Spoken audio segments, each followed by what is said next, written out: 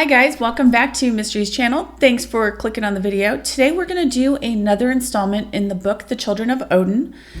Today's chapter is called Heimdall and the Little Hnossa, How All Things Came to Be.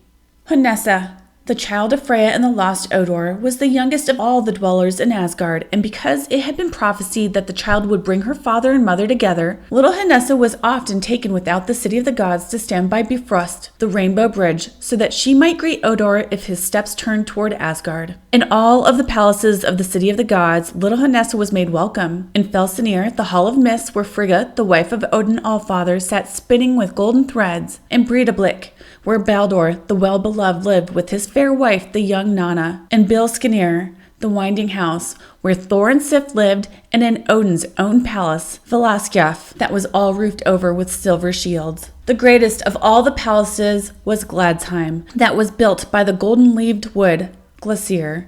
Here the banquet of the gods were held, and often little Hnossa looked within and saw Odin Allfather seated at the banquet table with a mantle of blue over him and a shining helmet shaped like an eagle upon his head.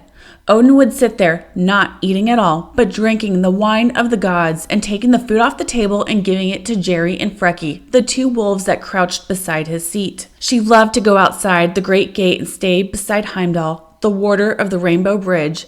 There, when there was no one crossing that she might watch, she would sit beside Heimdall and listen to the wonders that he spoke of. Heimdall held in his hands the horn that was called Gjallarhorn, and he would sound it to let the dwellers in Asgard know that one was crossing the rainbow bridge. And Heimdall told little Hnossa how he had trained himself to hear the grasses grow, and how he could see all around him for 100 miles. He could see in the night as well as the day.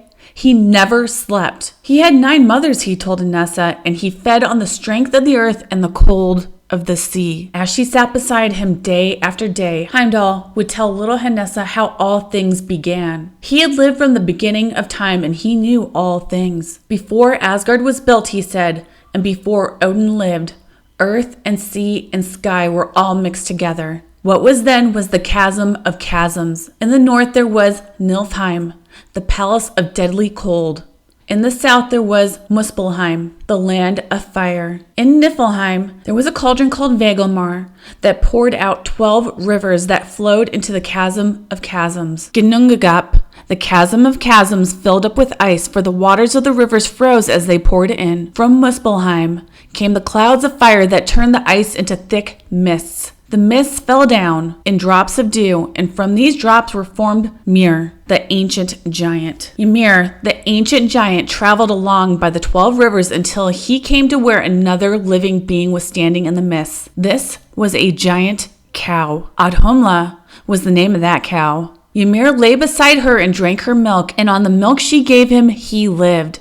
Other beings were being formed out of the dew that fell to the ground. They were the daughters of the frost, and Ymir, the ancient giant, married one, and their children were the giants. One day Ymir saw Audhumla breathe upon a cliff of ice and lick with her tongue the place that she breathed on. As her tongue went over and over the place, he saw that a figure was being formed. It was not like a giant's form. It was more shapely and more beautiful. A head appeared in the cliff, and golden hair fell over the ice. As Ymir looked upon the being that was being formed, he hated him for his beauty. Audhumla, the giant cow, went on licking the place where she had breathed. At last a man completely formed stepped from the cliff. Ymir, the ancient giant, hated him so much he would have slain him then and there. But he knew that if he did this, Audhumla would feed him no more with her milk. Bur was the name of the man who formed in the ice cliff. Bur, the first of the heroes. He too lived on the milk of Audhumla. He married the daughter of the ancient giant, and he had a son. But Ymir and Ymir's son hated Bur. And the time came, at last, when they would be able to kill him. And now there was a war between Ymir and Ymir's sons, and the sons and sons of Bur. Odin was the son of Bur's son. Odin brought all of his brothers together, and they were able to destroy Ymir and all of his brood, all except one. So huge was Ymir that when he was slain, his blood poured out in such a mighty flood that his sons were all drowned in it, all except Bergelmir, who was in his boat with his wife when the flood came, and who floated away on the flood to the place that we now call Jotunheim, the realm of the giants. Now Odin and his sons took the body of Ymir, the vastest body that ever was, and flung it into the chasm of chasms, filling up all the hollow places with it. They dug the bones out of the body and they piled them up as mountains. They took the teeth out and they made them into the rocks. They took the hair of Ymir and they made it into the forests of trees. They took his eyebrows and formed them into the place where men now dwell, Midgard. And out of Ymir's hollow skull they made the sky. And Odin and his sons and brothers did more than this.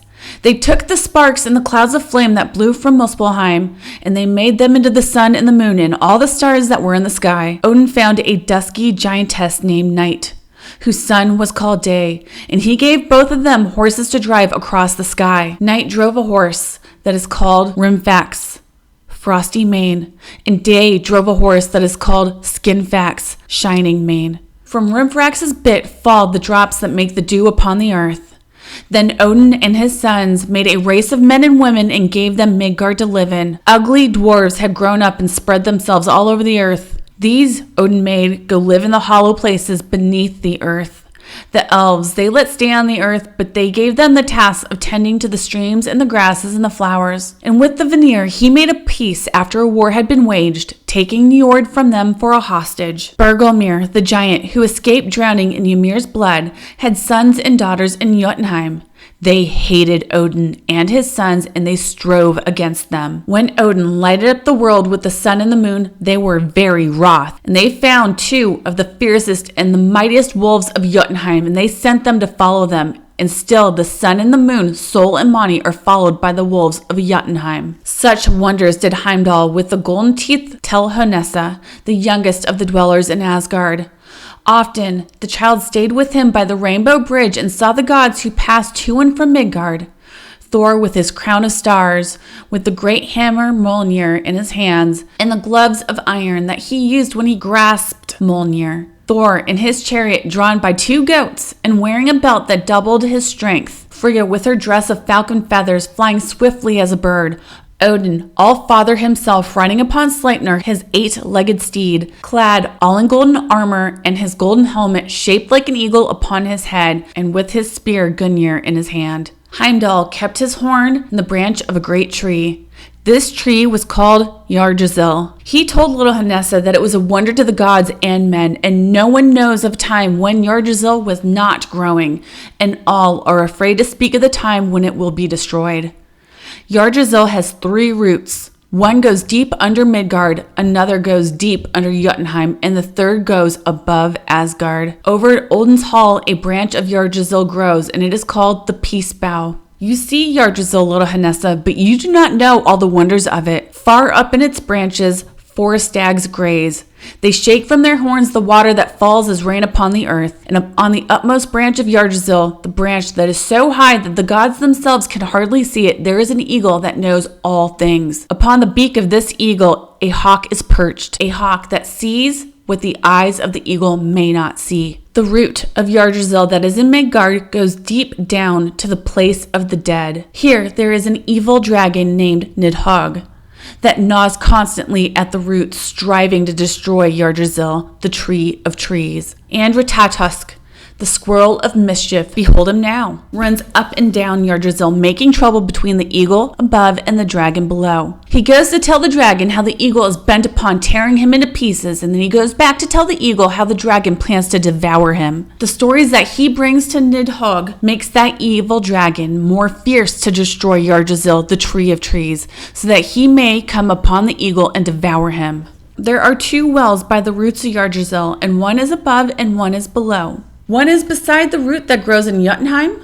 This is the well of knowledge, and it is guarded by old Mimir the Wise. Whoever drinks out of this well knows of all things that will come to be. The other well is by the root that grows above Asgard. No one may drink out of this well. The three sisters that are the holy Norns guard it, and they take the white water from it to water Yggdrasil, that the tree of life may keep green and strong. This well, Little Hnossa, is called Urda's Well. And Little Hnossa heard that by Urda's Well there were two beautiful white swans. They made a music that the dwellers in Asgard often heard. But Hnossa was too young to hear the music that was made by the swans of Urda's Well. All right, you guys, there's that chapter. I think it's pretty interesting. It's almost like it's a piece of the creation myth. Like, this is their beginning. This is how it all started, the Norse creation myth. If I get time after I'm done with this series, I'll actually do one where I really look into Odin or Wotan or Woden, however his name is originally said, and I'll do one of those. But anyway, thanks for watching. You guys have yourselves a very great day.